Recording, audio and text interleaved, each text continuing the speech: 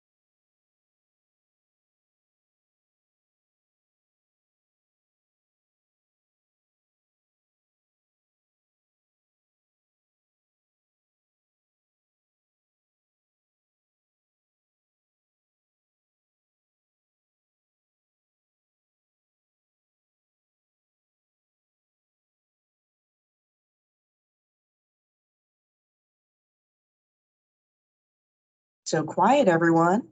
Has anyone been able to attend the other International Women's event that the Commission for Women is holding? Has anyone been able to go to that?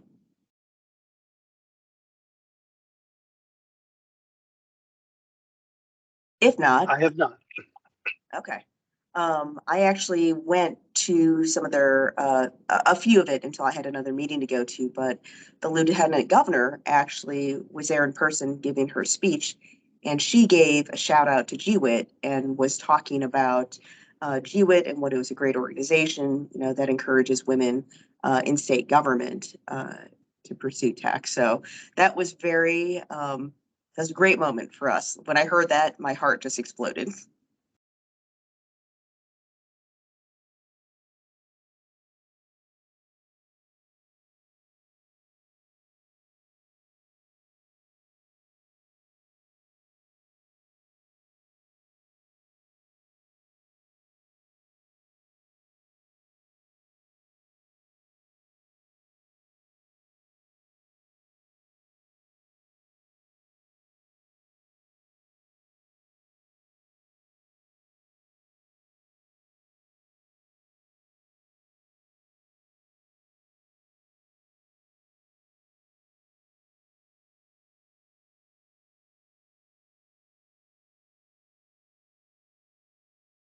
Feel free to turn on your cameras. We love to see your lovely faces, especially on a day like today. See the sunshine out my window, Elaine? You can see my lovely face and my kitten Ah, Aww. that's love it. instead of my office. Hey, your office is where you are.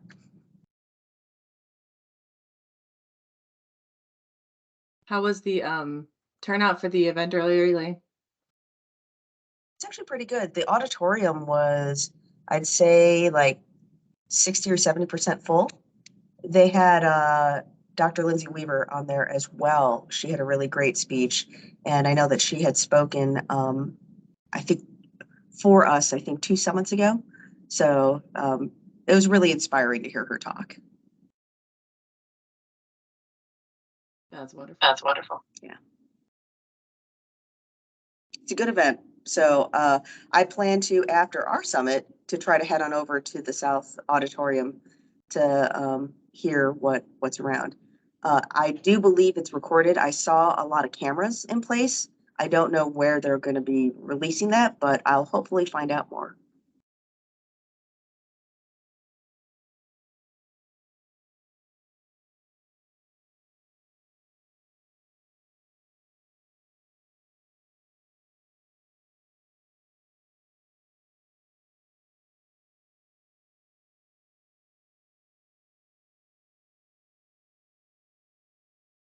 Elaine, Elaine, I show us at noon. Do we want to give folks just another minute to get in and get settled?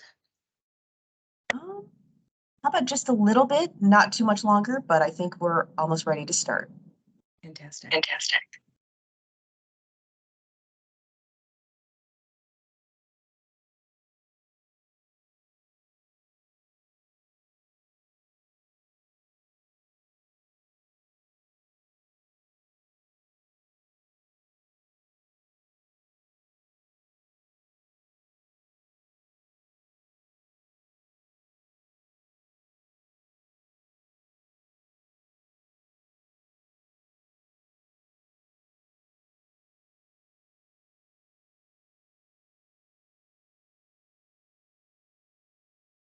Let's go ahead and get started then.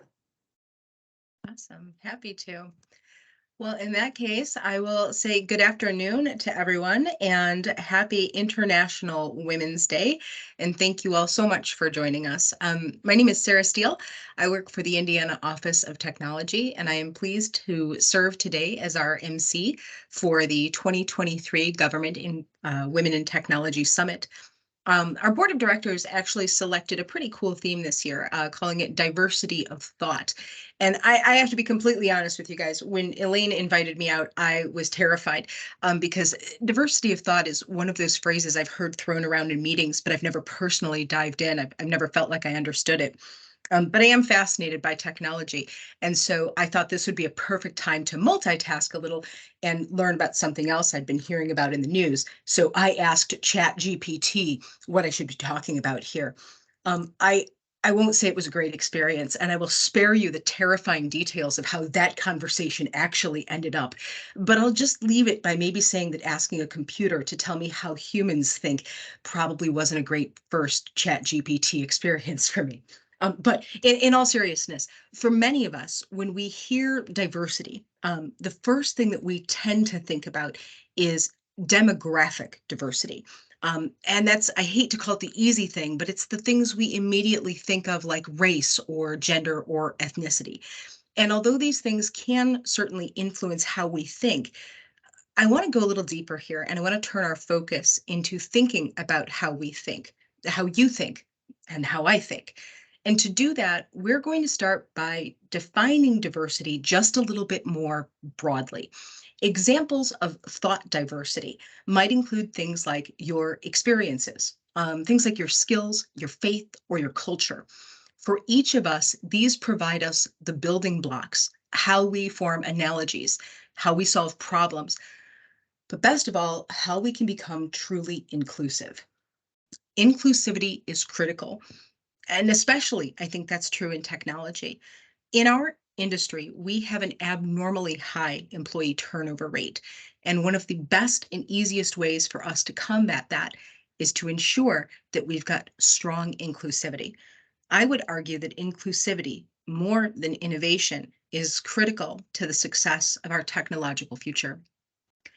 By building a team, a department, or even an agency purposefully and intentionally comprised with diversity of thought, you have positioned yourself then to be able to adapt to change more effectively, to be able to more easily increase your productivity, and to be able to therefore grow your team more exponentially. I mentioned earlier, I had to do some homework to prepare for this assignment. One of the articles that I read, fantastic article by a gentleman by the name of Jonathan Segal in Bloomberg Law, wrote something that made me stop to think about how I think. And I'm sharing that quote here. We cannot tell our employees that we want them to be their most authentic selves, but then tell them to check their faith at the door.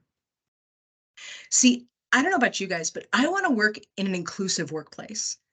Someplace that's so inclusive for us as women that if we preferred to homeschool our kids, or if we don't have children at all, or if you're a cat mom, or if you try to balance all of it, that you are valued for the perspectives that you have, that you feel comfortable and safe enough to be your best and most authentic self. That's what inclusivity is. I want to share one more quote with you that I found to be powerful. This one from Jane Silber. Jane is an amazing woman in technology. She serves as the chair of the board of the Sensible Code Company. And Jane says that the difference between diversity and inclusion is being invited to a house, but being able to rearrange the furniture. And I thought that's such a cool way of thinking of things. We always talk about inviting people to the table. And I'm like, I want you to bring your own chairs. I want you to move my chair. That's how we get inclusive. So Jane also shares a few ways that we can begin to do this now, ways that we can improve inclusivity in our teams. Oh, there goes my slides. They're going backwards on me. There we go. My apologies. And they should include increasing your skills, encourage learning, learn from one another, be respectfully curious, never stop learning because life never stops teaching. Make sure that you're asking people for other viewpoints. Stop meetings when you see people start to bobblehead along with you and ask for contrarian opinions. It's important to do so. This gives you the opportunity to explore how other people think and draw from their experiences that you yourself may not have had. But then also make sure that you're creating a culture where challenges are welcomed Take a moment and thank those who provide you with opposite opinions, particularly if you're in leadership. It takes courage to challenge someone else, to point out when your opinion is different than someone else's. We need to recognize those individuals and thank them for helping us grow. Today, we have some great speakers with us, diverse thinkers from around our state, from our political arm to our agencies, amazing Indiana business leaders. We have our talented GWIT Board of Directors, of course, with us as well. They'll be actually answering questions for us live at the end of today's session, and they're going to talk a little bit about what's next for GWIT. It's going to be a great way to spend our time together today. But first up, it is absolutely my pleasure to introduce Chief Information Officer for the state of Indiana, Mr. Tracy Barnes. Tracy is celebrating his 3rd anniversary as CIO here at IoT as of this month. Previously, he served as Chief of Staff for our Lieutenant Governor and as Deputy Auditor and IT Director for the Indiana Auditor of State. So if you give me just a moment to stop sharing my screen, we'll get Tracy pulled up for you. Thanks.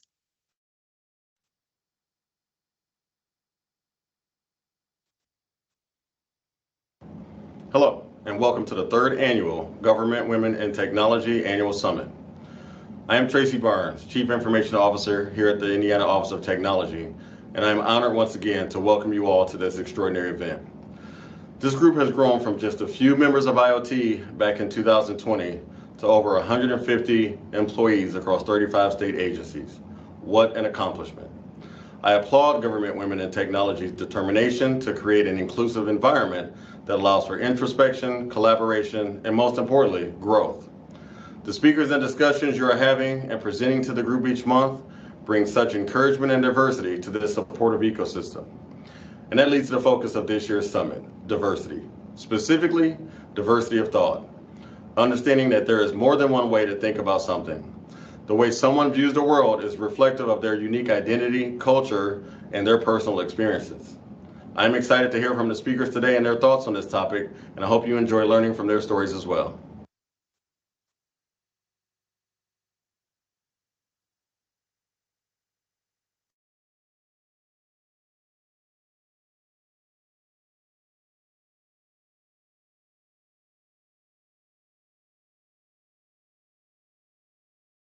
I just realized I was still on mute. Next, we are fortunate to have a message for our GWIT attendees from our own Lieutenant Governor, Suzanne Crouch. Suzanne has been in her role as LG since 2017, but has many years of public service from local to statewide. She chairs the Roundtable on Mental Health, the Intellectual and Development Disability Task Force, and the Civics Education Commission. Recently, Suzanne was named a Woman of Influence by the Indianapolis Business Journal and was recognized by the National Coalition of Capital as a champion of small businesses. Something else fun that we learned is that Suzanne is the longest serving current female lieutenant governor in the United States right now.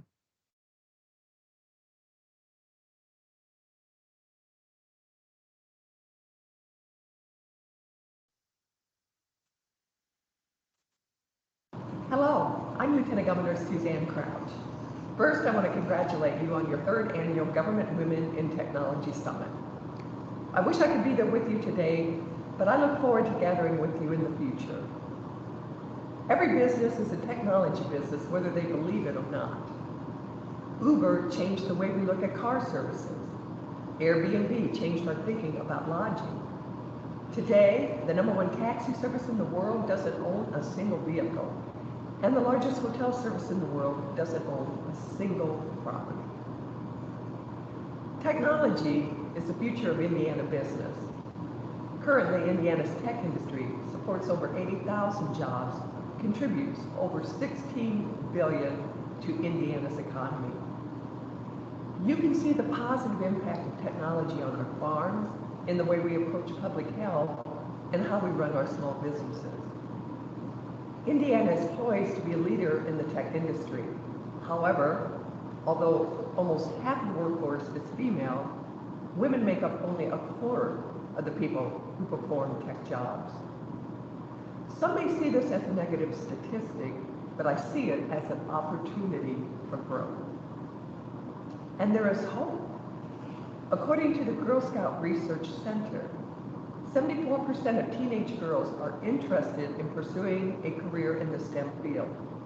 In just a couple of years, they will be ready to step into the workforce of this currently male-dominated field.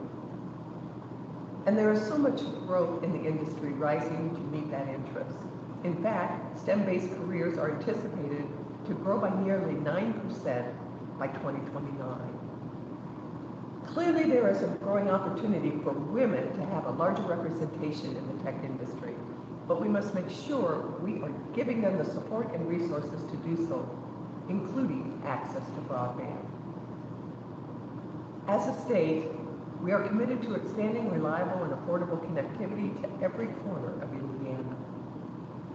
Having access to broadband gives Hoosiers access to larger job markets, and it gives students access to greater educational opportunities.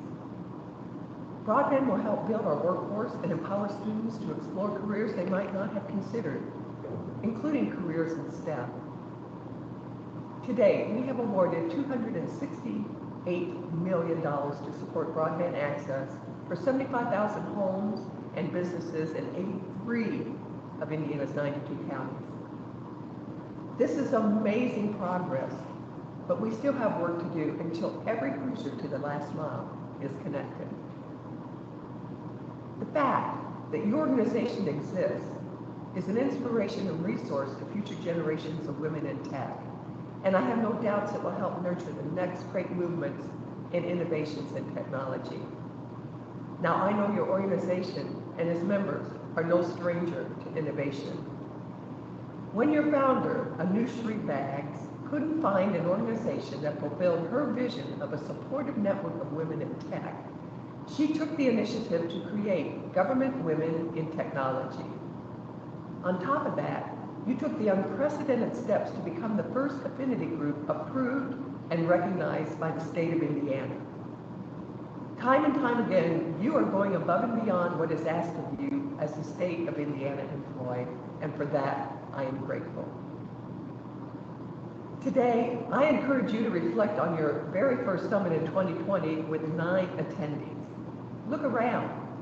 You have grown to having over 100 members.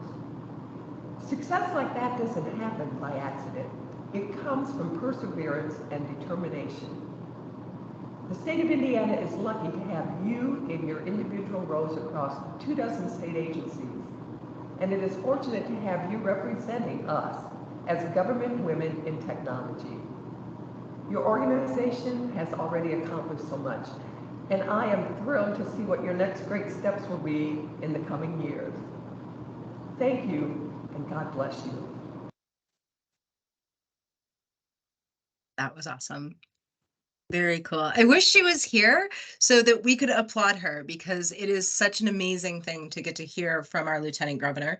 I love how she started at the beginning saying she wishes she could be here with us. And my first thought was, no, Suzanne, you're busy across the street over in the other building being awesome in person for International Women's Day, which is amazing and fantastic as well. We're so lucky to have her, and so lucky to have her support as well. So next up, we couldn't possibly discuss diversity here without talking about yet another incredible woman that we are fortunate to have at the state of Indiana serving with alongside us as our first ever chief officer for the Office of Equity, Inclusion, and Opportunity. Our next speaker is Karrah Herring. And for many of us here, Karrah needs almost no introduction. She's truly our state expert on diversity. Since speaking with us at the GWIT Summit last year, Karrah added 3 more accomplishments to her already numerous achievements. Purdue University named her as their College of Liberal Arts added her. I don't know what's going on here. Purdue University named her as their College of Liberal Arts. Goodness gracious, named her as their added her to their list of over 150 distinguished alumni. And the Indianapolis Business Journal added her to both their prestigious 40 Leaders Under 40, as well as their 250 Most Influential Leaders list. So thank you again for joining us, and let's sit back and listen to Karrah speak.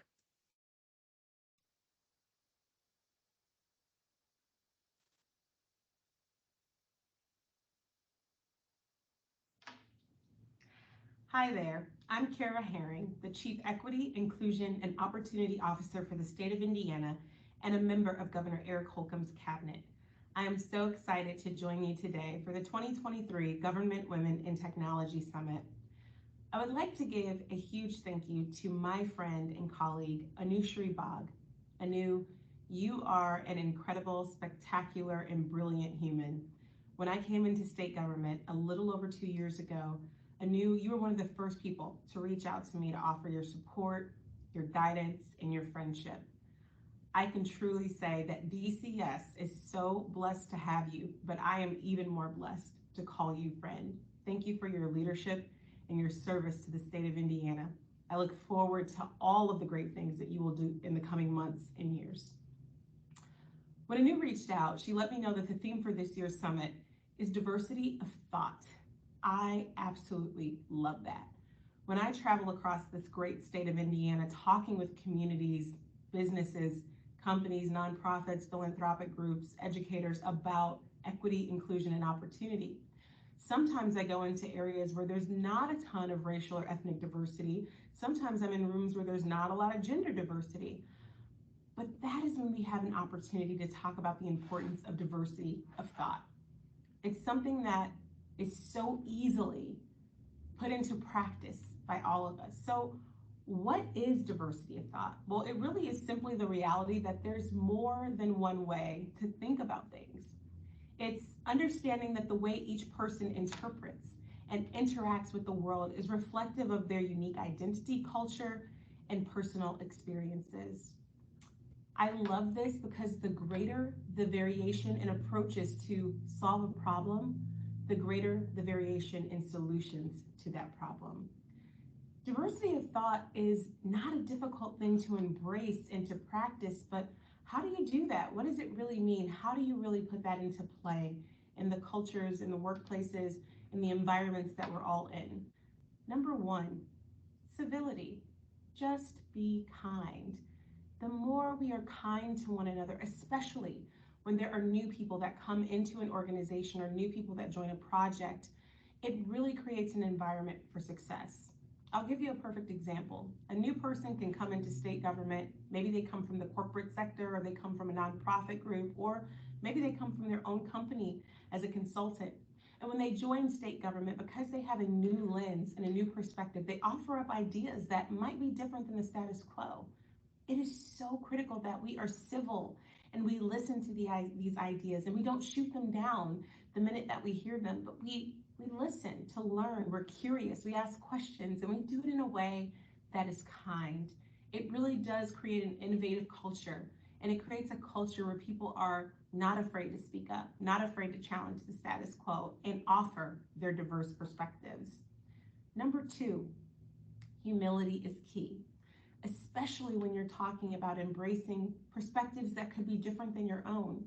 Humility simply means putting your ego aside and saying, maybe my idea is great, maybe the way I've thought about this for years is working just fine, but perhaps there's a better way, perhaps there's a different way that can get us to some greater outcomes. And being able to be humble and put ego aside and operate from a place of humility is so critical. Sometimes it doesn't mean that your idea won't be used, or it doesn't mean that your idea isn't just as good as it was when you had it, 5 years ago. It just means that you might be joining up your idea with some new ideas to take us to a whole nother place. Number three, that humility can lead you to a growth mindset. When you go into a situation with a growth mindset to really embrace perspectives that are different than your own, it starts to change the very trajectory of the projects that we work in. It changes the trajectory of how we serve the populations across the state. Having that growth mindset means that you are simply a forever learner. No matter how many degrees or no matter how many accolades or titles, successes, promotions, no matter how much money you make, I believe that we all can put ourselves in the place of being a forever learner, having that growth mindset, being a sponge to soak up new information and welcome in diverse perspectives, because that diversity of thought makes us stronger as a whole. And number 4, and probably the most important to me, is using your humility, your civility, your growth mindset to be an inclusive colleague and an inclusive leader. What does that mean? It simply means using your positioning, your influence, the rooms that you walk into, using those opportunities to speak up for and create opportunities for others. I'm a firm believer that I've been blessed to walk into spaces with really great individuals who are making some really tough and important decisions for our state.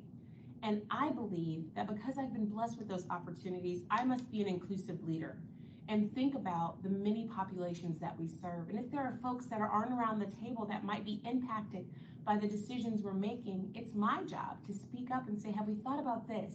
Have we thought about this perspective?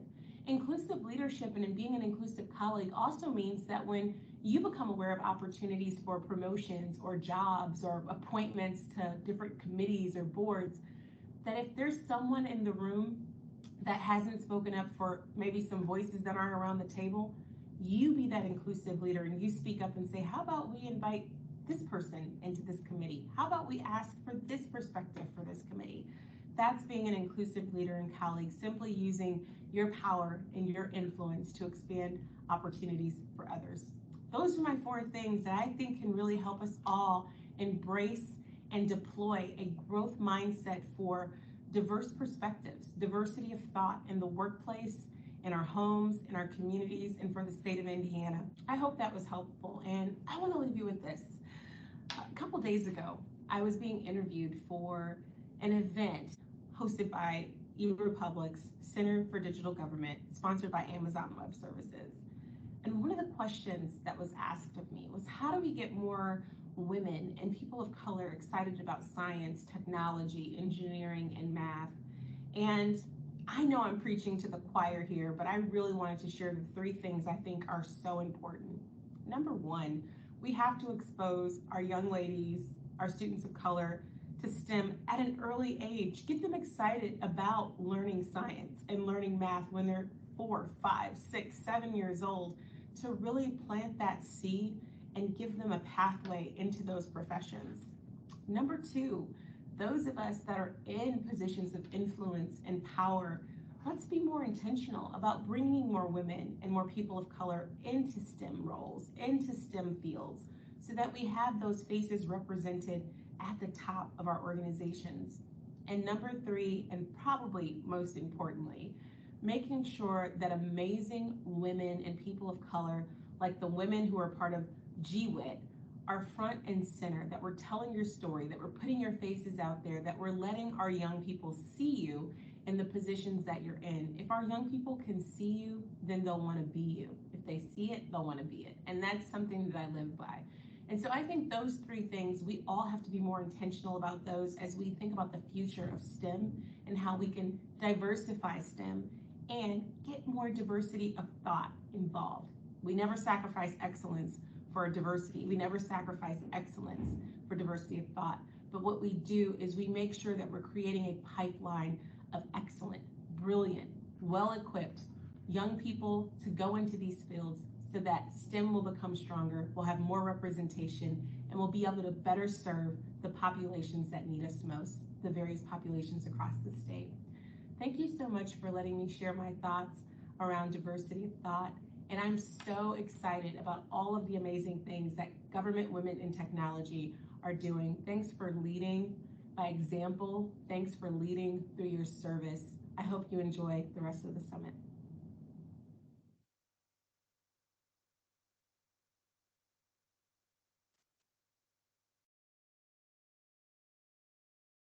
Oh, Karrah's amazing. Okay, let's just go there for a minute. I'm so grateful that she was able to take the time to record that message for us. And just grateful that she's such an incredible leader. I was fortunate yesterday and super timely that I was in a diversity meeting yesterday with one of Karrah's staff members. And he brought up some great topics, as always. I'm always amused when Joseph speaks. But one of the things that I thought was very impactful that he talked about was the fact that he's a runner. And if you've ever seen him speak in meetings, and it's taken me 3 meetings with him to remember his name, but he's very tall, he's kind of smooth-headed, he has a bow tie, he brings all of these things up, but he's also a runner. And he talks about the Monon Trail and going out and jogging on the Monon Trail, and how he would never look at someone else out there and say, you're doing it wrong. It doesn't matter if you're jogging that trail or walking that trail or rolling on that trail, be it on a bicycle or a wheelchair. If you're out there, you're participating. Let's be on this journey together. I don't know what your story is or your experience, but we're out there together. And I'm never going to tell you that you're doing it wrong, but at least we're still going to enjoy that journey. And that was just such a great visual. She's got a great team. And again, I'm glad that she was able to give us some of her time today. Thank you, Pinnell. Elaine just popped it in the chat. She knows exactly who I'm talking about. Just a great speaker. Speaking of great speakers, we have 2 more amazing women joining us today who sat down and spoke with our board member, Rachel Clark. Rachel spent some time with Julie Wright and Janet Stiller to continue this theme of diversity of thought. Julie has been with Royal United Mortgage for almost 9 years. She currently serves as their Vice President of Employee Engagement. And her expertise lies in building culture where employees are actively engaged and really understand what their part is in helping to achieve their business goals. Janet is the owner of Lucidia LLT. They're headquartered right here in Indianapolis, and Lucidia helps their customers adopt and support advanced technologies in their environments with a really strong focus on data center solutions, cloud technologies, and enterprise networking architectures. So what a great opportunity for us to hear from 2 amazing Hoosier female leaders who are in this technology sector being spoken to by our own Rachel Clark. So thanks.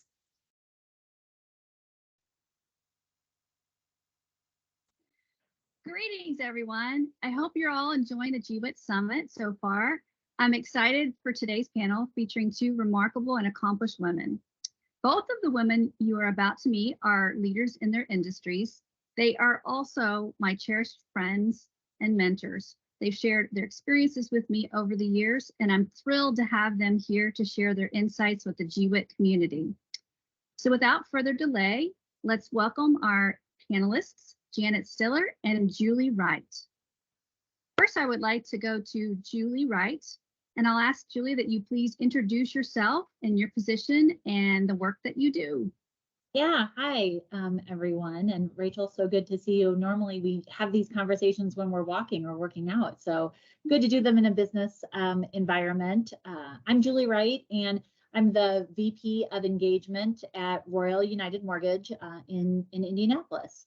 And so from a what do I do on a daily basis perspective, I really get to support and develop people and ensure that every single person who comes into any one of our offices has the opportunity to reach their goals and really just be their best self. And that is what I wake up thinking about every single day. How do I ensure that beyond traditional HR, that we give people the opportunity to be their authentic and best self in order to accomplish their goals? That's awesome. I love hearing that. And I love our walks. Julie's also very into fitness. And so we walk and talk. And at some point, I'm like crawling at the end, trying to keep up with Julie because she's in such good shape. But I really do enjoy our walks and get a lot out of them. So Janet, I'll go to you next. If you could do the same thing, introduce yourself, your position and your company, and let us know a little bit about what you do. Sure. Well, thanks for having me, and it's great to be here, and both with Julie and yourself, Rachel. My name again is Janet Stiller, and I am the President CEO of Lucidia IT. We're a women-owned small business WSB engineering consulting firm here in Indianapolis. We've been around we're on our 6th year in IT, and we really focus on several areas of business, and I'll whip them off real quick. Cybersecurity, physical security, enterprise networking, data center solutions, voice and contact center. And then we also have cloud. We have a lot of fun, and I'm very proud to say that 50% of our employees are women, and it's really important to me and the team to live in a good culture and support women. I love that, Julie. And you do, I'm sorry, Janet, you do touch a lot of the things we talk about here in GWIT. We've done a lot of sessions on cybersecurity. The state really focuses on that. That has been a recurring theme that we have talked a lot about here in GWIT. The personal story I'll share about Janet. We caught up for coffee here recently, and we hadn't seen each other for a long time. And I sat down to have coffee with Janet, and there was a doll sitting on the table. And that's unusual. I mean, you don't. So I said, well, what's that doll? And Janet said, it's a dang it doll. Do you know what to do with it? And I picked it up and said, I know exactly what to do with it. That's exactly what you do with it. Was like a stress doll. So that was funny. It was like no time had passed since we had caught up, and we just we're quickly rolling right with all the life that's happened since the last time we caught up. So Julie, I'd like to start with you. First question to you. Sure. What motivated you to pursue a leadership role, and how did you get to where you are today? Tell us a little bit about your path. Yeah, I mean, I think that, all leaders have a desire, innately in them to do more and to take on more and to challenge themselves. And I have all of that. I think that, again, no different than all leaders. In addition to those things, you have to want to develop people. And that, I think, is the most important and innate quality in me. I want to develop other people. I want to ensure that I'm able to pass on all of the amazing things that other people have instilled in me to others, and certainly to women. And that is what motivated me to get into a leadership role. How did I get here? Well, lots of trial and error, right? Lots of trial and error, lots of self-reflection, lots of personal development, both, from a work perspective and just on myself, and a mindset of, never really being satisfied. That, I think, is, again, one of the ways that I got to where I am. And I also just surround myself with like-minded leaders who tell me what I need to hear, not what I want to hear, in order to develop me, and who have come to work every day and have that same fire and passion.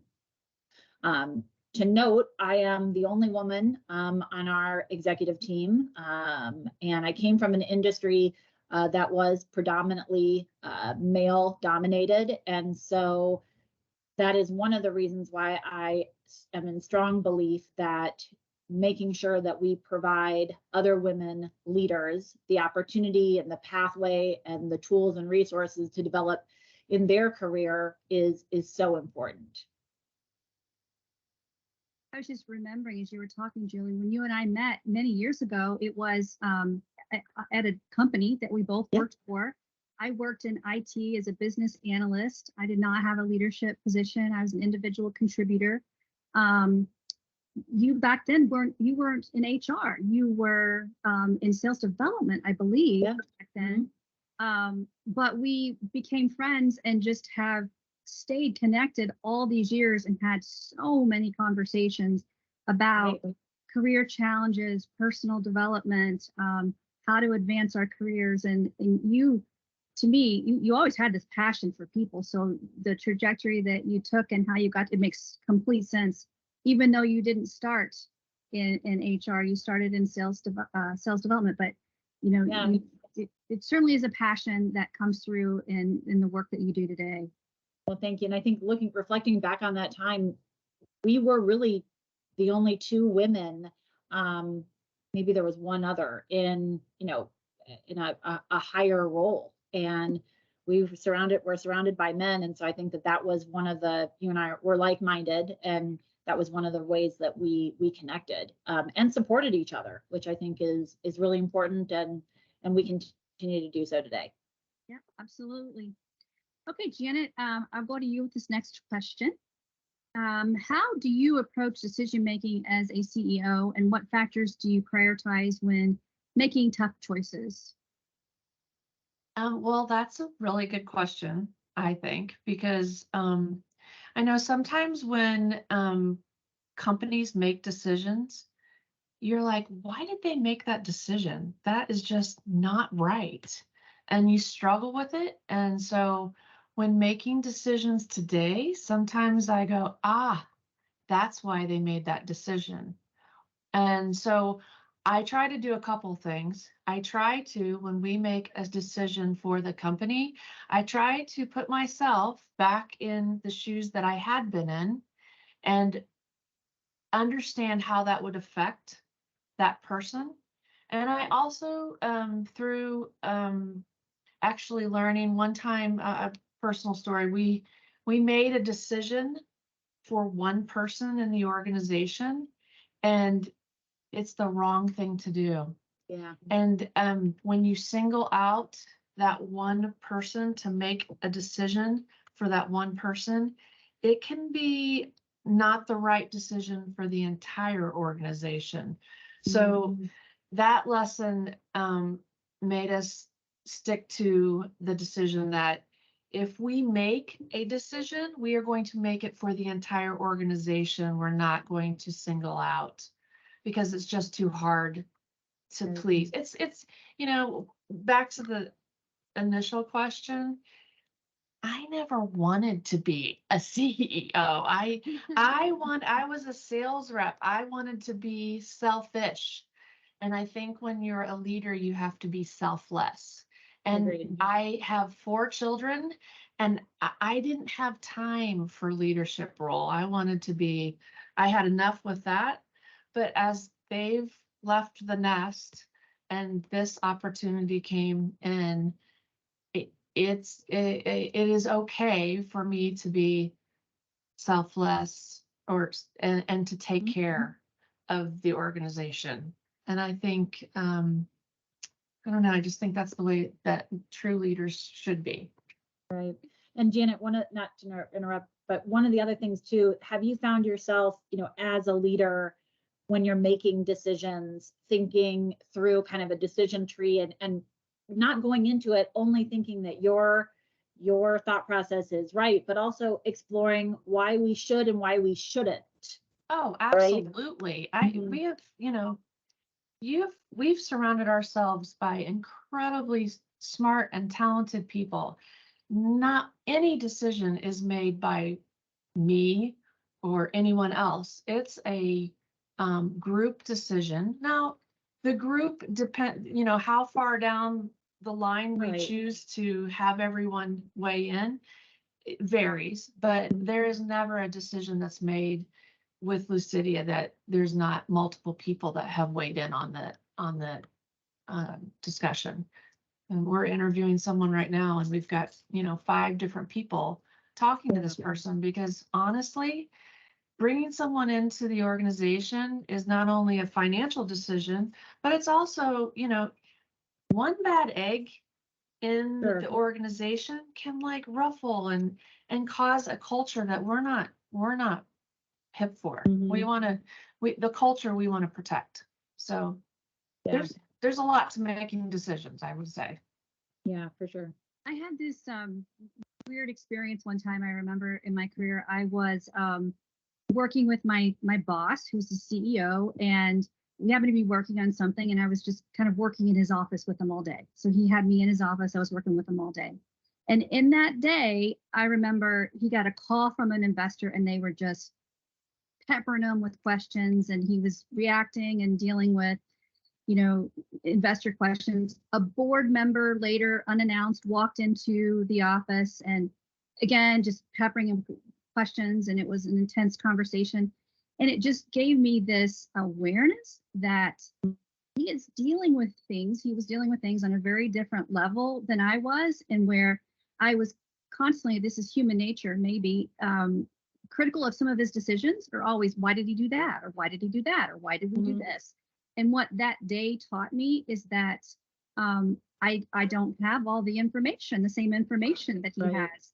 He is trying to make the best decisions for the company with a lot different information than what I had. That was such a pivotal day for me to just have that recognition, because prior to that, I did spend a lot of time thinking, well, why? And how come this or that? Right. That's a key. That's a key. The reason why. I think if people understand the reason why you made a decision, or you're asking for whatever you're asking for, then there's the, oh, well, this is important because XYZ, or I think why is so important. So important. I agree. We always talk, about making sure that as we roll things out, the very first thing that we're doing is really explaining the why behind it. But I think that, as I remember, back as a young leader, or even just as an individual contributor, I would have never been a hand raiser, to raise my hand and question a CEO or question a CTO, or, sometimes not even question the person that I reported to. But as I have progressed in my career, one of the things that, I have learned and I have tried to pass on is always ask why.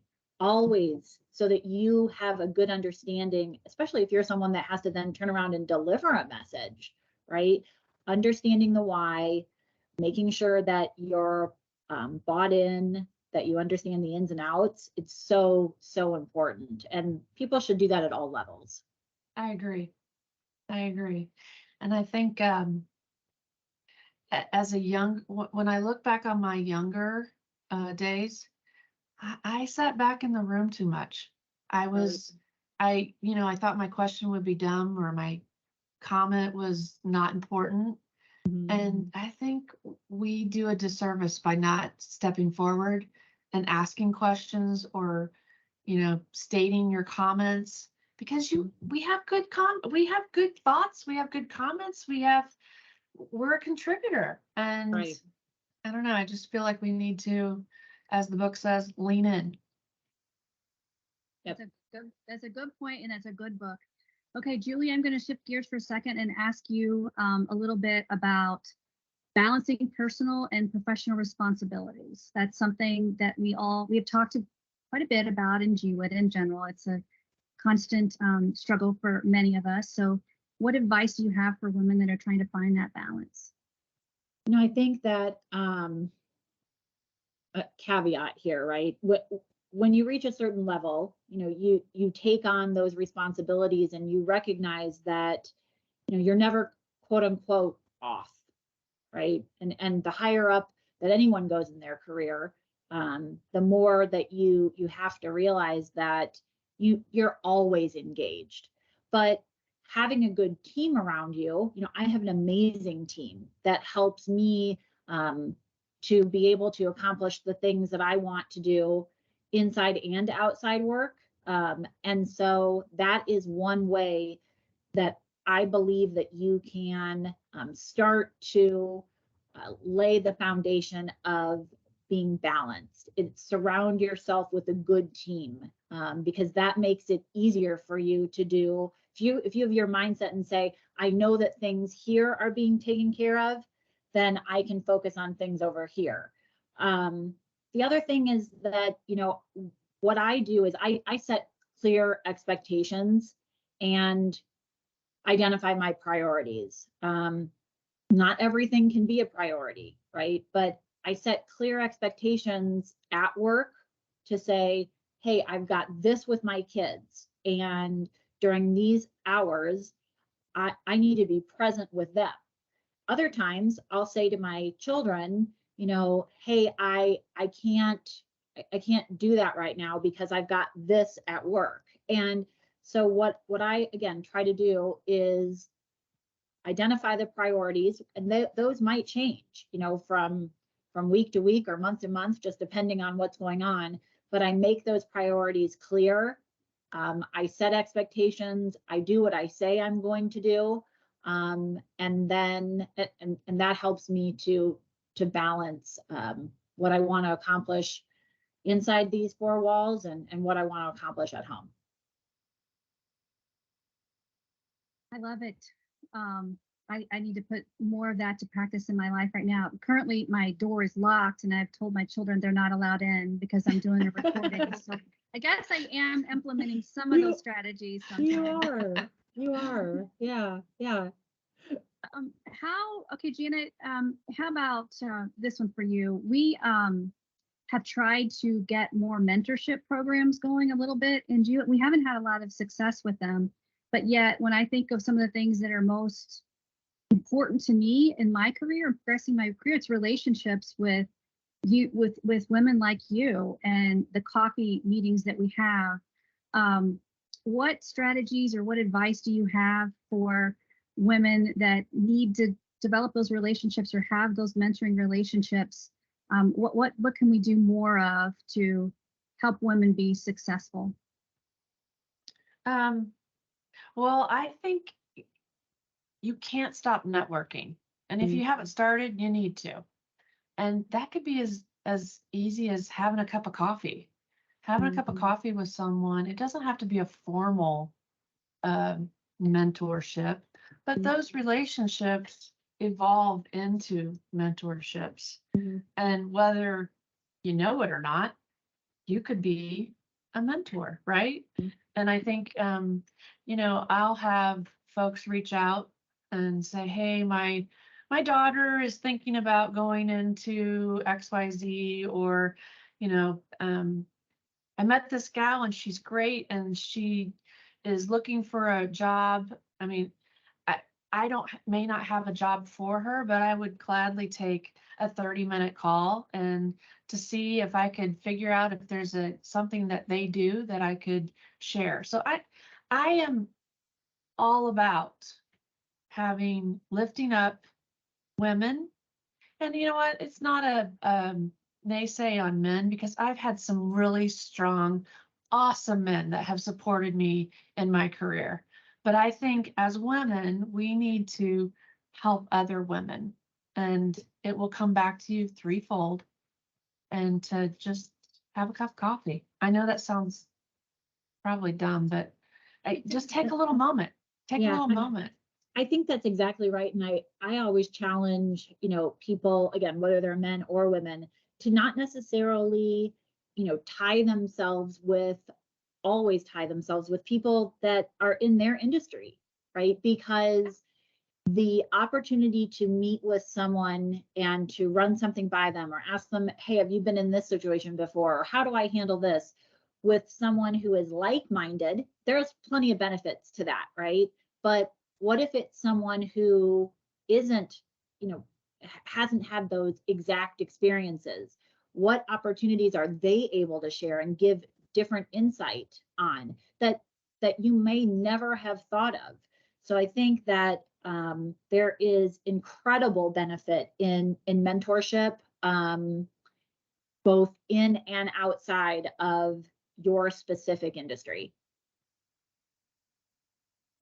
I agree. And I was thinking back, I consider you both to be mentors, and I have a couple of other mentors too, but none of them did I ever set out to say, hey, will you mentor me?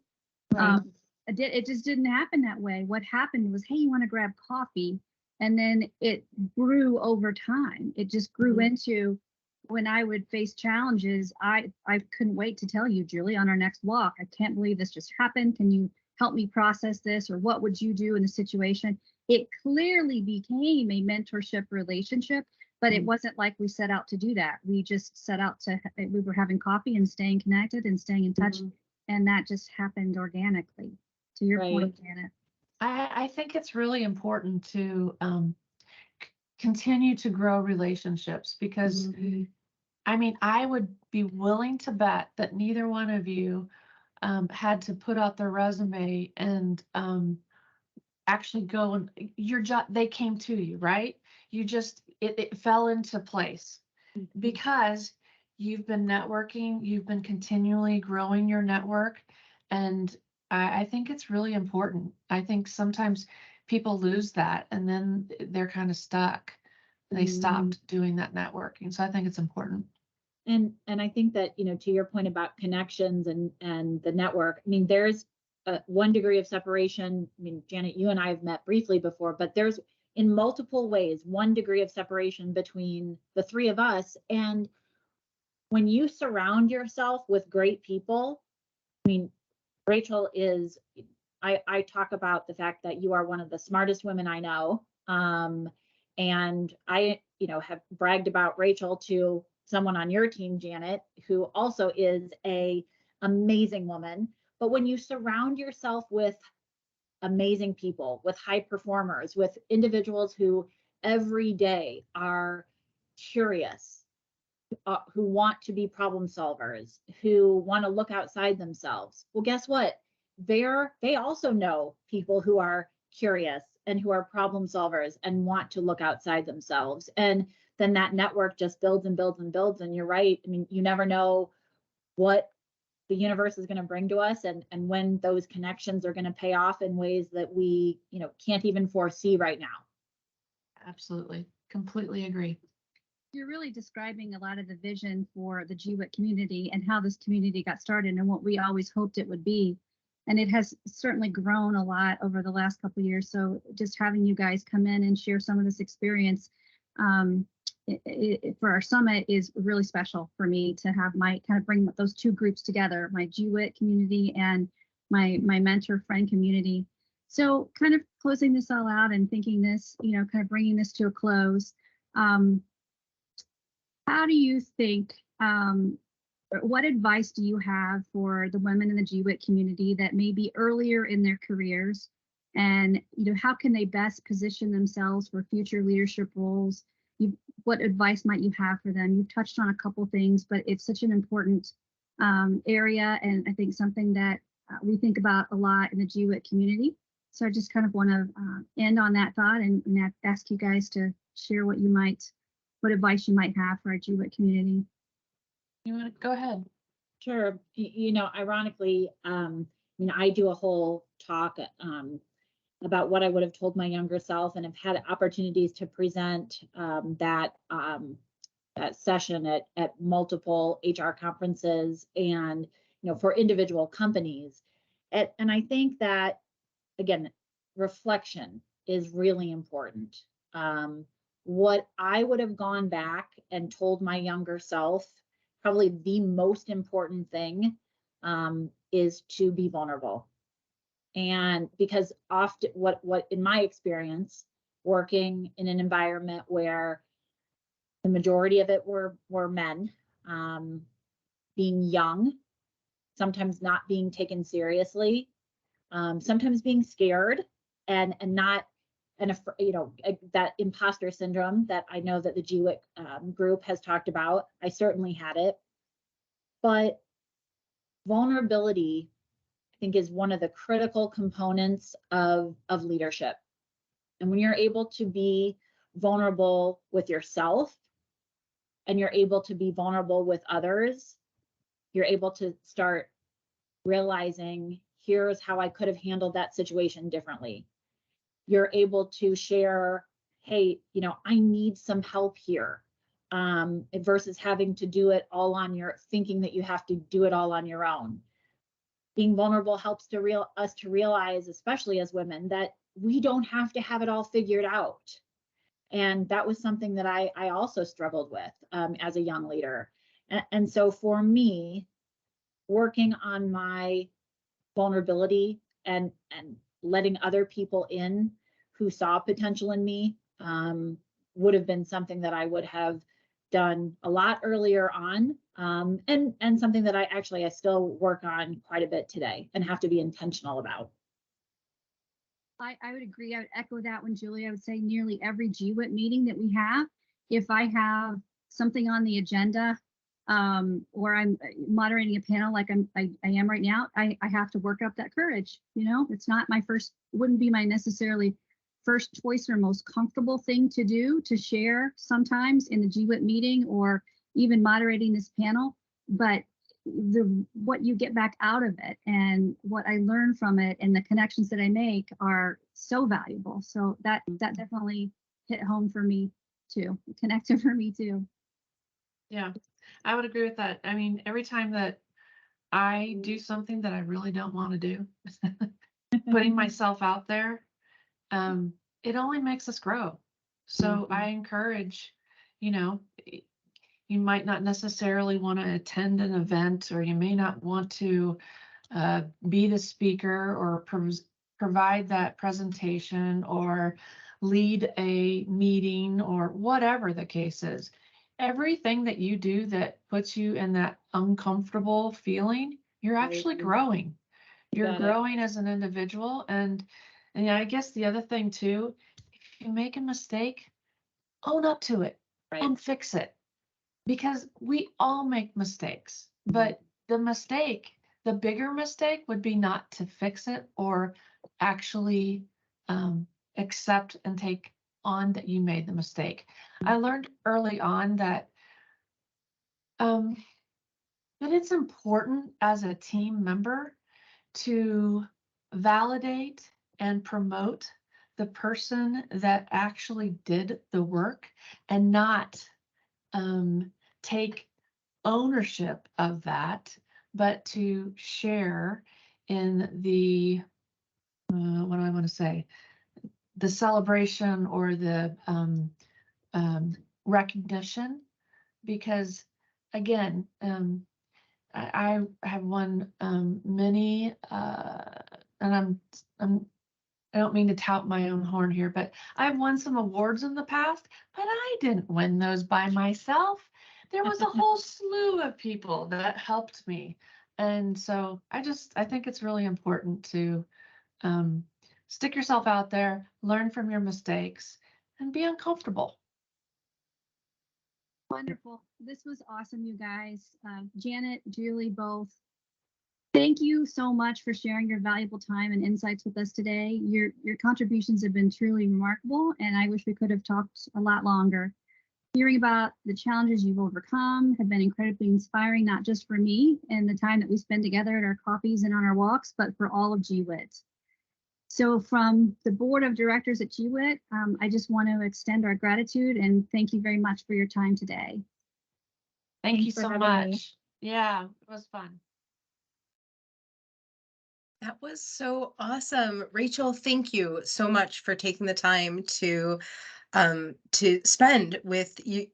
I want to say Indiana business leaders, but also with your friends. And I think that was what was amazing to me about listening to you with them, was that clearly the three of you have just a great relationship with one another, and the insights that they were able to share with us were just were really terrific. Thank you so much for that. Certainly very appreciative. Next up, and for the remainder of our time together, we've got a unique opportunity in that we have all of our GWIT board members with us today. And we've got some time with them where they're going to be talking a little bit about GWIT, some things that we're doing now, some things that we're doing in the future, but then also they're inviting you as attendees to submit your questions for them. So there's a few ways you can do this. We certainly have our chat right here in Teams. So if you have questions for any of our board members, you can drop those right into the chat. That's probably the easiest thing to do. If you're like, well, I want to ask a question, but I don't necessarily want them to know it's from me, you can reach out to me directly. I'm Sarah Steele. You can shoot me a Teams message. I'm monitoring those as well. So I can ask the board members your questions, and hopefully they will have some great answers for you there. So with us today, of course, we've got Anu Bag, who is our founder of GWIT, and we're so glad that she's here with us today. She formerly served as our chair, and she is our CEO of for our Department of Child Services, CIO. We have Elaine Kahn with us, another C-suite in our state personnel department, where Elaine serves as CTO. Of course, we have Rachel Clark, who you just saw speaking with her friends as CIO of the Bureau of Motor Vehicles, the BMV. I will also mention that before I started working for the state, the BMV might have been the only state agency that I could name. off the top of my head. So just kind of putting that out there. So a little bit famous. We have Meaghan Compton with us, who I like to think of as our GIO, our state's Geographic Information Officer. So G Suite, is that a thing now? Can we make that a thing? Let's make that a thing. Okay, we have Meaghan Fukunaga with us as well. She's our Deputy Director for the Indiana Archives and Records Administration, the people who keep all of our stuff forever. And of course, Jen Cooper, Assistant General Counsel over at MPH, the Management Performance Hub, the coolest data people here in the state, which is, so do things go like from MPH then over to archives? Is that how that works? Now I'm all curious. Okay, wait, that has nothing to do with the board. Let's get back to focus. We're going to stay right here with you guys. So again, ladies, thank you all so very much for joining us today. And what I'd like to do is give each of you just a couple minutes to share with us what you do, why you joined the board. Are you one of the ones who've been with us since GWIT was first started in March of 2020? If not, how long have you been here? Why are you with GWIT? And let's just kind of quickly go around the room if we could. And Elaine, if it's all right, I'm just going to go ahead and start with you. All right, thank you so much, Sarah. It's so great to have you here as EMC. So like Sarah said, my name is Elaine Kahn. I'm the Chief Technology Officer at State Personnel. I'm also the board chair for GWIT. So first and foremost, happy International Women's Day. And how lucky are we that it falls on the same day as our GWIT meeting. So today has been such an inspiring day. And we've heard from so many talented women. It's extremely humbling. I do want to give a shout out to the rest of the board. I work with 5 amazing, strong women, and I am so fortunate to have that. So again, I love GWIT. I actually, the first meeting that we had for GWIT, Anu said, we need some people we really want to create a board. We want to make this more formal. And I raised my hand immediately because I felt very passionate about the idea of GWIT, but also to me, it's very important to make an impact. And I felt that this was my way of being able to do it. So, like I said, GWIT has been a really huge boon in my life, and really opened a lot of doors for me, but also really given me the opportunity to meet people that I don't think I would have otherwise. Even though state government is so large, you know, a lot of different agencies are really siloed. And so it's really nice to have that opportunity to, again, meet all those people. So thank you. Awesome. Thank you. So you've been with GWIT then since the beginning, right? That's correct. Very cool. Very cool. Rachel Clark, you are next on my list. How long have you been with GWIT and what first brought you here? Well, kind of the beginning-ish, I guess. I think there maybe been one meeting, but I never made a decision to join the board. I was informed by Anu that I was going to be a part of this community. I think she called me up and it just dawned on me. She said, I have this vision for this community that I want to create, and you're the only C-level female I can find in the state, in the directory, and you simply must be a part of this. And when Anu calls, if you know anything about you rise to the challenge. But what I think is also awesome is that, look here now, Anu is also a C-level at the state, so is Elaine, and so a lot has changed already. But I remember that conversation very specifically. Anu called me up and tapped me on the shoulder, and that's how I got here. I feel like the role that I play now on the board is the crazy idea person. I'm always trying to bring, like, hey, let's try this Family Feud thing. Hey, let's try this scavenger hunt thing. Just some ideas don't always connect and work in a virtual setting, but that's what I'm always trying to do, is just bring new things to try to the group. That's awesome. Thank you so much for sharing. I love that you're like, I didn't decide, but that's that's terrific. And I think anyone who has met the force of nature that is Anu knows exactly what you are talking about. So thank you. Miss Meaghan Compton, our only G Suite member, how long have you been here, my friend, and how did you end up here? Sarah, if that catches on, I'm not sure what I'm going to do. That's hilarious. Thank you so much. Meaghan Compton, I'm our State's Geographic Information Officer. I'm within Office of Technology, and my cubicle a cube space, right? We have an open floor, but my space was a few down from Anu's, and we were in more than a couple of meetings, exec meetings, that Anu and I were the only women in the room. And that was, gave us an opportunity. And he said one day, hey, you want to go have coffee? So we walked downstairs to the cafeteria and we sat and we talked about women in IT and in leadership and where there might be a gap. And in this case, where there might be an opportunity. So that's how I found myself on the board. I don't have a way to say no when it's an opportunity to empower women, particularly women in technology, and then also in the geospatial space, which falls within technology for me. I have 2 young daughters, and I feel very strongly that I want them to have the relationships with women that I've been able to enjoy, cultivate, and expand with the opportunities that GWIT has brought.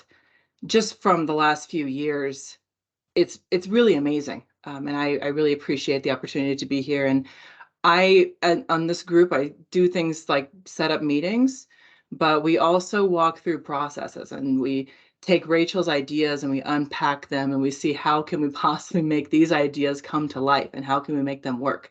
And I think everybody on the board has their own superpower. So I, again, feel very fortunate to be here. Thank you. That's awesome. That's awesome. I like the idea that everybody has their own superpower. And having seen all of you work together, I can absolutely agree with that. Fantastic. Meaghan F., our other Meaghan. So I love getting to call on you because you're one of my favorite humans, because you know how much I love getting to do anything that we can with archives. So thank you so much for letting me call on you today as well. How long have you been with GWIT's board, and what made you decide to join? I think I'm coming up on a year now on the board, and decided to join GWIT and then also the board because I think it's really important to have an organization like this across the state, like an enterprise-wide organization that brings a whole bunch of different agencies and thinkers together. And so I want to do anything that I can to support it. And I like this idea of saying why I'm on the board, like what I bring to the board. I think my superpower, I've been told, is organization. So I think that's what I bring to the board, is I keep it organized. Very, very necessary and very part of what you get to do. So that's fantastic. Thank you so much. And Jen Cooper. Hi, Jen. It's always good to see you here today as well. I honestly only learned what MPH is and how important MPH is like 6 months ago. And I was like, where was this agency when I was applying at the state? Because I love what you guys get to do. Not that I don't love my job at IoT, and I think Mary might be listening, so I'll shut up right now. But Jen, how long have you been with the board, and what do you bring to? I want to ask you what your superpower is, but that's so unfair. Well, I've been on the board just over a year, but I joined and heard about GWIT back in late 2020, I think, when Anu reached out to our agency. And I remember thinking, wow, this is so awesome. I have a network of colleagues that I never knew existed and are doing the kinds of things that I want to do. So I think just being part of this group and meeting so many other women working in this area in the state gave me the confidence to go after a more technology-focused role that I was striving for and I have today. I work in an awesome agency doing awesome things here at MPH. So a lot has to do with being a part of GWIT, I think. I'm not sure about a superpower, but I do bring the legal aspect to the group. So if Rachel comes up with anything that's too crazy, you can be the one that says, actually, no. Exactly, yes. Awesome. Well, I suppose that's fair. And then, of course, last but not least, Anu, I can't ask how long you've been with the board, because I think that there was no board without you. So I think that that's an unfair question to ask you. But tell us, I know that you talk about GWIT passionately.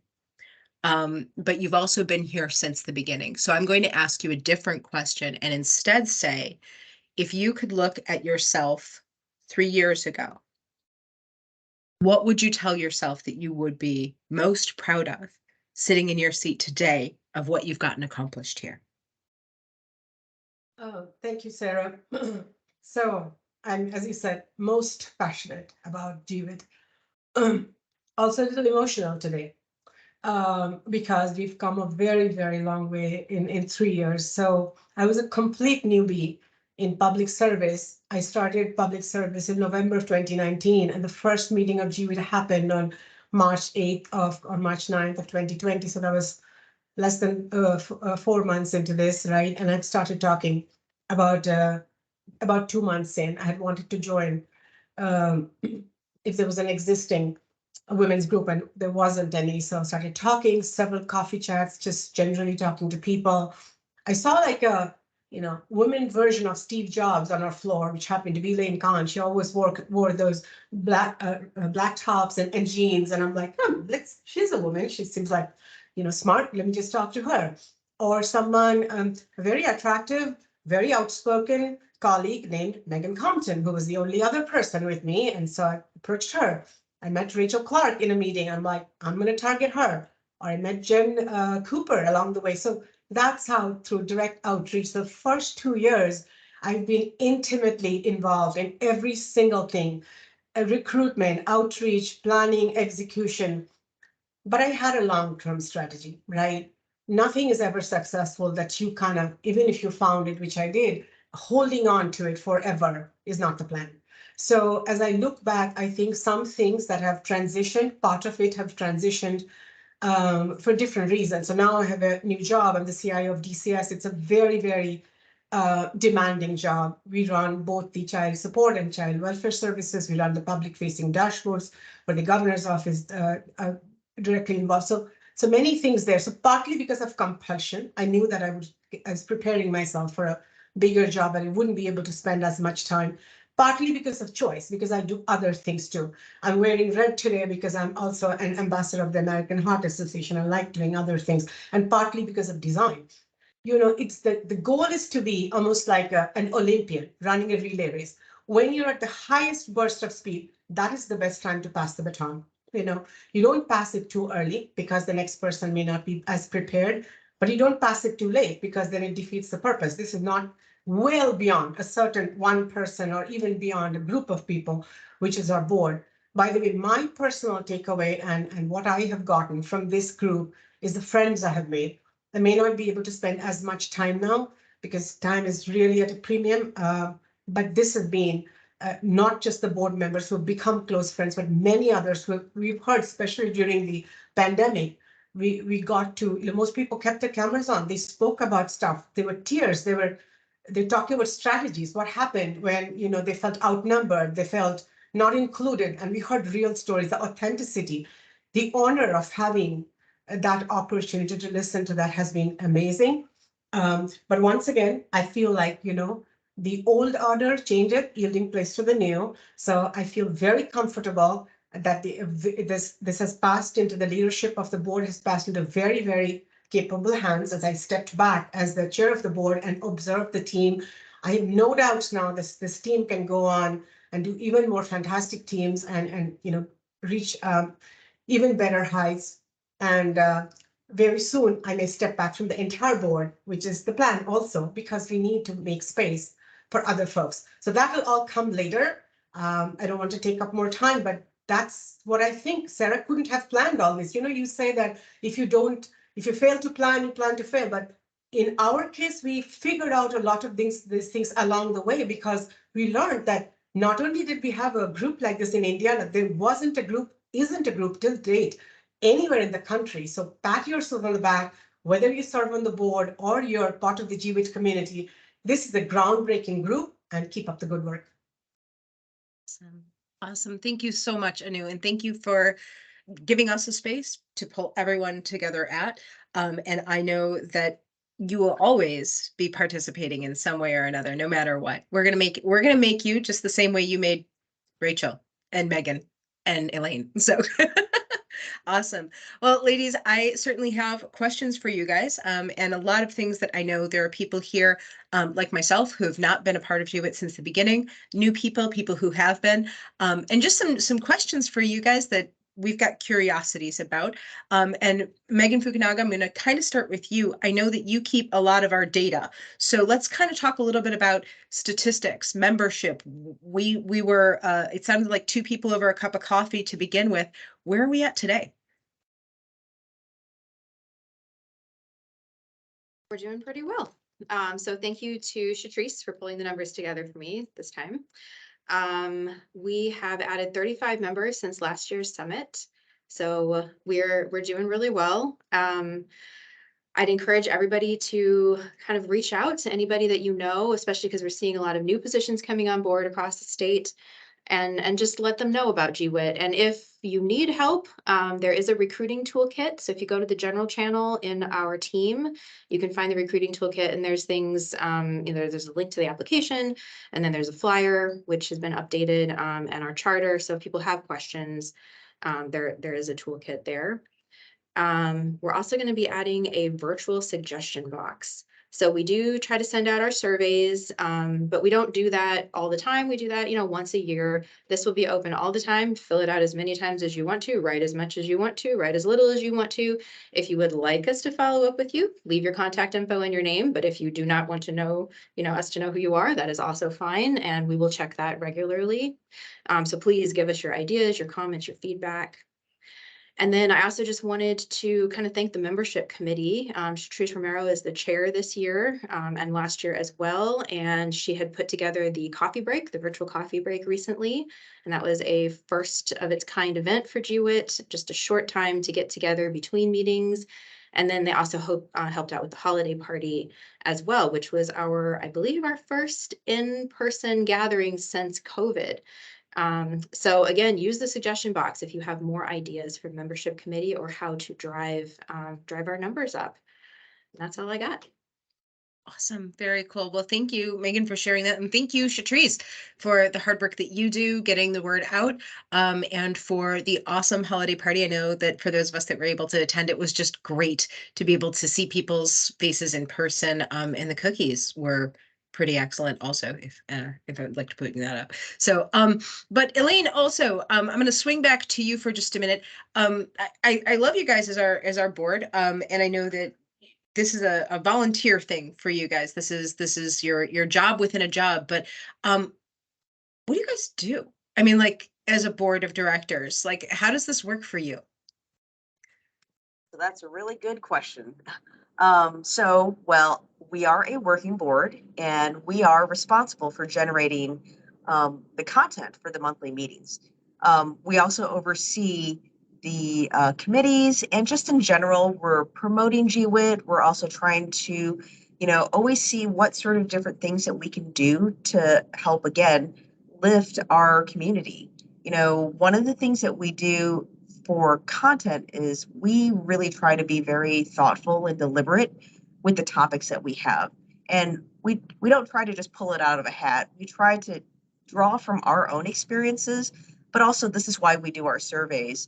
If we hear from the group and they say, I'd really love to hear more about one particular aspect of either work-life balance, or we recently did a series on employee lifestyle, things like that. Those are all things that we are trying to do because we think it's something that you want.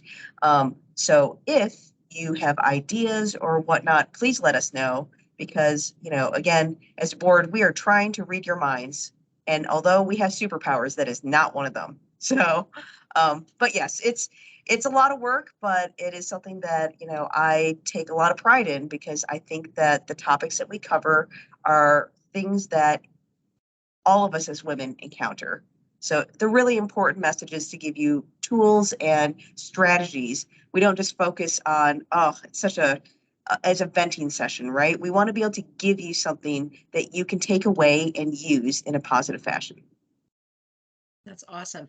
Quickly, if you don't mind, because this came through, you've mentioned committees, and we mentioned Tracy being in charge of our membership committee. How many committees are there? So we have STEM empowerment, we have mentorship, I think we have communications, and we have membership. So those are what we have in place, and we are also open to changing it up or even adding more depending on sort of what the need is. So, yep. There's going to be a suggestion box for that, I hear. Yes. Perfect. Awesome. Very cool. Very cool. Jen, I'm going to come over to you real quick to talk a little bit about what we did in 2022. Elaine mentioned you guys do a lot of content. You're a working board. So what did we get accomplished in 2022? Sure. Well, when I was looking back at all the meeting agendas for the past year, I was pretty impressed with all the topics and activities we were able to incorporate into the monthly meetings.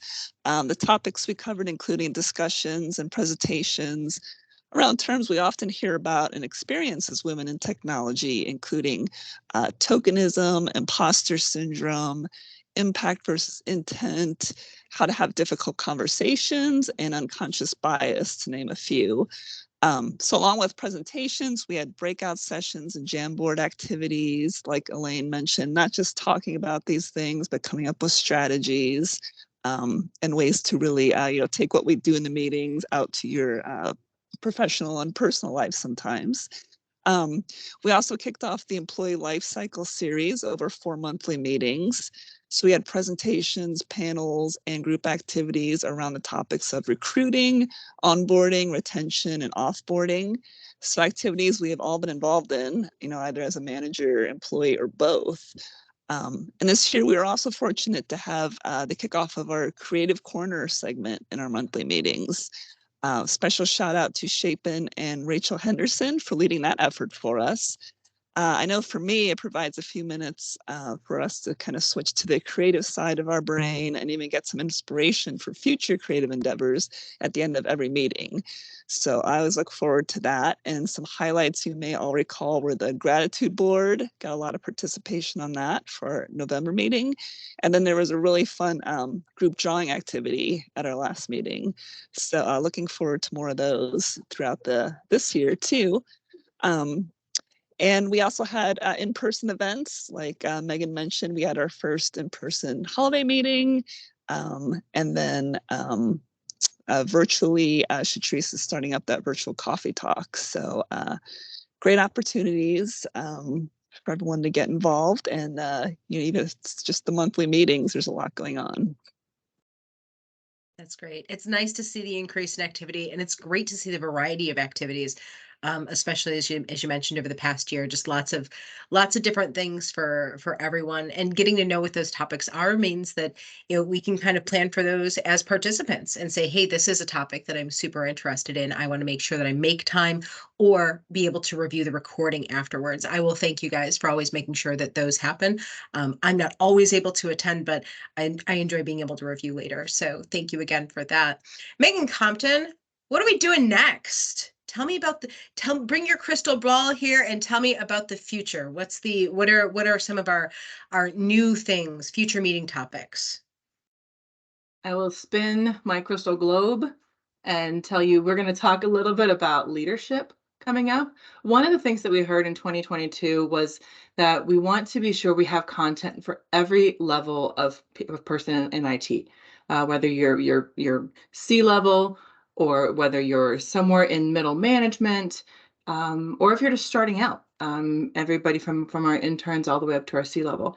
How do you get content? And we see an opportunity, we see a desire for folks to understand a little bit more about leadership. And really the panel that we listened to earlier was brought up some really great points that I'd like to see us expand on and then in the next year. And some of these will follow some book ideas that a few of us have picked up or read along the way. We also will see an opportunity for our committees to possibly expand. We've talked about how do we grow each other into new roles, and that might be by talking about professional development.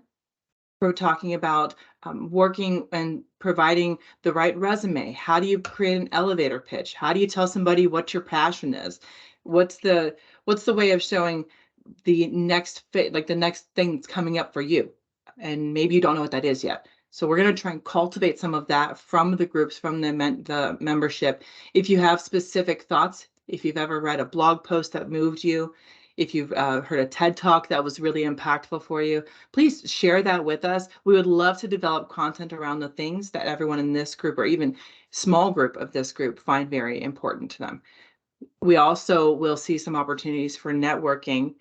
We've already seen that with our coffee talk, and those opportunities will be expanding too.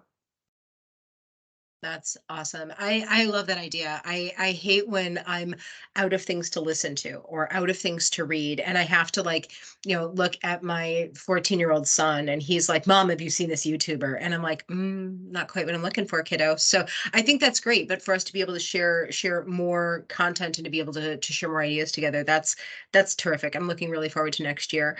So I know we only have a few minutes left. And Rachel, I'm not letting you off the hook. I know we all got to hear you talk quite a bit today. But I want to hear a little bit more about different participation opportunities that we've got as GWIT members and what you can tell us about that. I know that's something that you're interested in.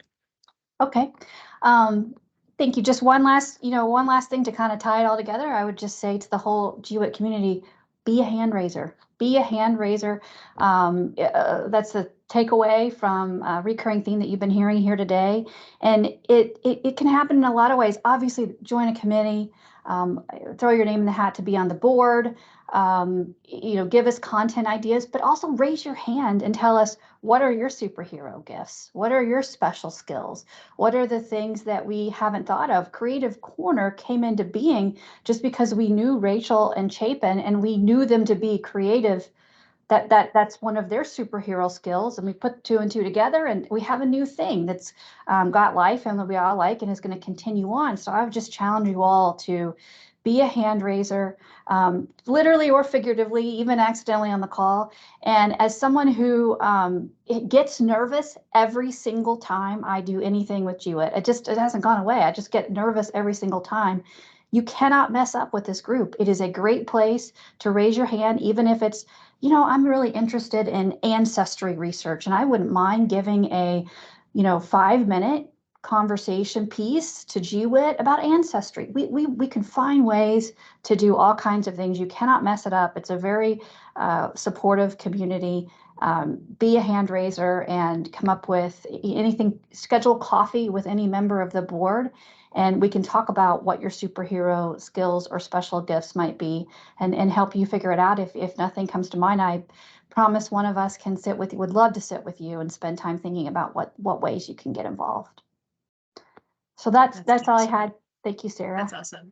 We need like our own little GWIT fake LinkedIn where we can talk about all of the other things that make us interesting and all of the things that make us diverse, right? I would love to talk with you about ancestry. Maybe there's someone who wants to go mushroom hunting with me. Who knows, right? Like there's all kind. Jen, you just got that look. She's like, she likes mushrooms. Like, yeah, let's go. Like it's almost morel season. Don't think I'm not thinking about it, right? But there's all sorts of like fun, cool things that we all could be connecting with one another about in different ways. And we already have this great connection. We've got our service with the state. We've got our love of technology, and we've got this amazing group. Let's continue to grow this with one another. Thank you to our board for assembling this together, our annual summit on International Women's Day. Wonderful. Thank you again for the work that you put in, getting those wonderful recordings for us to enjoy and share. Thank you to Rachel Henderson for being our background in tech today. Everything that you saw running smoothly was all on her, and the mistakes were all on me. So Rachel absolutely rocked it. Thank you to all of our committee members who do great work year-round, and we look forward to seeing you at the next GWIT meeting. Everyone have a great afternoon. Applause for Sarah Steele and Rachel Awesome Henderson. job, Sarah. Awesome Great job. Take care, everyone. Thank you.